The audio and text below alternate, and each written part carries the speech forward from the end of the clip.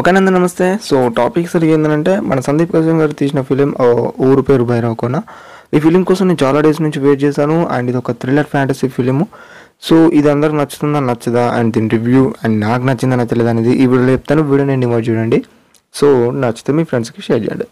So first నాకు నచ్చిందా భయ్యా అని అంటే మూవీ బాగుంది భయ్యా. మూవీ అయితే నాకు బాగా నచ్చింది.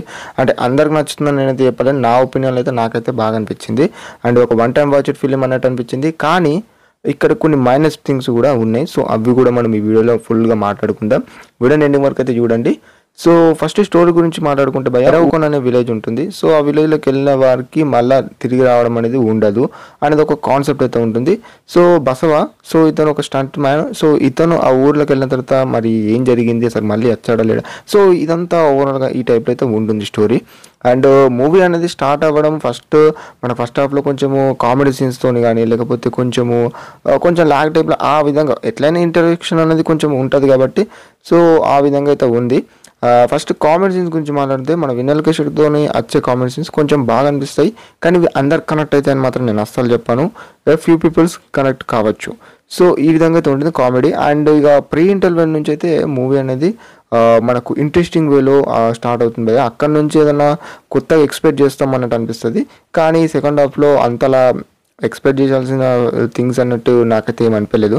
కానీ ఓకే, ఫిలిం అనేది ఒకసారి చూసే విధంగా ఉంది కాబట్టి నాకైతే నచ్చిందని. ఇంకా మాట్లాడుకుంటే మూవీలో లవ్ స్టోరీ గురించి మాట్లాడుకుంటే అంతలా అనిపించలేదు. కానీ మేజర్ హైలైట్ల గురించి మాట్లాడుకుంటే ఇప్పుడు సాంగ్స్ అనేది ఒక ట్రెండ్లో ఒకప్పుడు ఉండే. ఇప్పుడు కూడా ఆ మూవీ చూసినప్పుడు అదొక వేలో వెళ్ళిపోతాం. మనం సాంగ్ విన్నప్పుడు మాత్రం అదొక మూడ్లో ఉంటాము.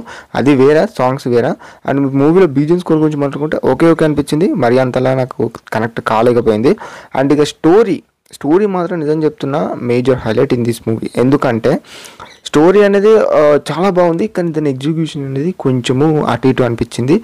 అండ్ ఓవరాల్గా ఆ విధంగా అయితే ఉంటుంది. అండ్ కొన్ని క్యారెక్టర్స్ ఉంటాయి, కానీ ఆ క్యారెక్టర్స్ గురించి అంత డీప్గా అన్నట్టు మనకు చూపెట్టలేరు.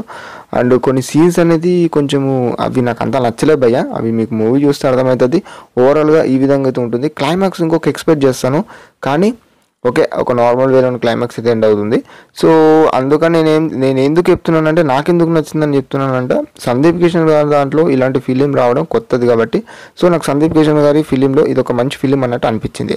మనం విఐఆర్ ఆనంద్ డైరెక్టర్ గారి గురించి మాట్లాడుకుంటే ఎక్కడికోతో వచ్చినవాడు అతని ఫిలిమ్స్లో ఈ ఫిలిం చాలా బాగా అనిపిస్తుంది నాకైతే, నిఖిల్ గారిది. సో అది వేరే జోనర్. కానీ ఈ ఫిలింలో కొంచెము అదేదో కొంచెం స్క్రీన్ ప్లే అనేది అంతలా నాకు డల్ అనిపించింది కొన్ని చోట్ల. సో ఆ వేళ గురించి మాట్లాడుకుంటే నాకు నచ్చలేదు. కానీ సాంగ్స్ కానీ లేకపోతే స్టోరీ కానీ ఈ వేళ మాట్లాడుకుంటే చాలా బాగుంది. అండ్ సో ఇదనమాట. అండ్ క్యారెక్టర్స్ గురించి మాట్లాడుకుంటే అందరు క్యారెక్టర్స్ ఇంక్లూడింగ్ మన సందీప్ కిషన్ కూడా చాలా బాగా యాక్టింగ్ చేశారని చెప్తాను, అంతకుమించి చెప్పలేను.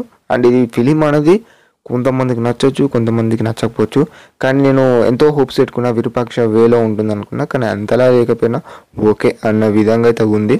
సో ఇదన్నమాట ఓవరాల్గా ఊరు పేరు భైరవకోన అనే మూవీ రివ్యూ. అండ్ ఈ వీడియో మీకు నచ్చితే తప్పకుండా ఫ్రెండ్స్కి షేర్ చేయండి.